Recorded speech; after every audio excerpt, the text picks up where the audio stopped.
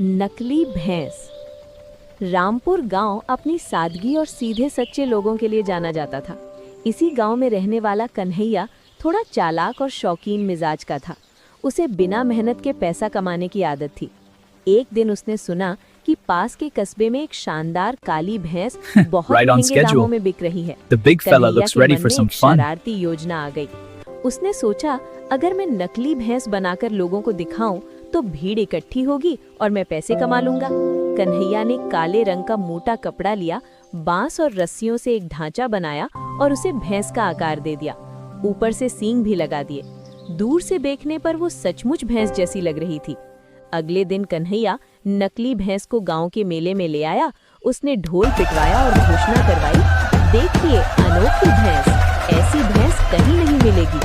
लोग उत्सुक होकर इकट्ठा होने लगे। कोई कहता, वाह कितनी तगड़ी भैंस है, तो कोई बोला इसे खरीद ले तो दूध की नदियां बह जाएंगी।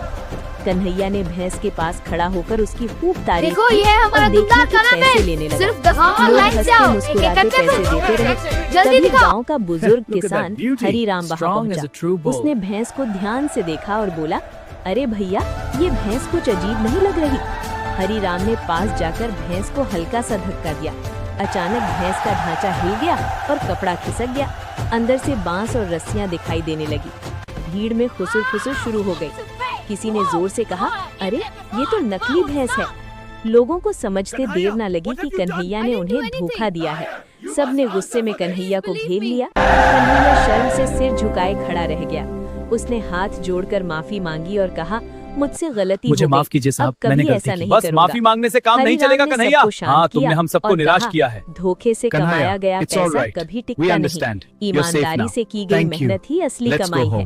कन्हैया को अपनी गलती का एहसास हुआ। उसने सबके पैसे लौटा दिए और उस दिन के बाद मेहनत से काम करने लगा। इस तरह नकली भैंस ने कन्हैया को सच्चाई और ईमानदारी का असली पाठ पढ़ाया।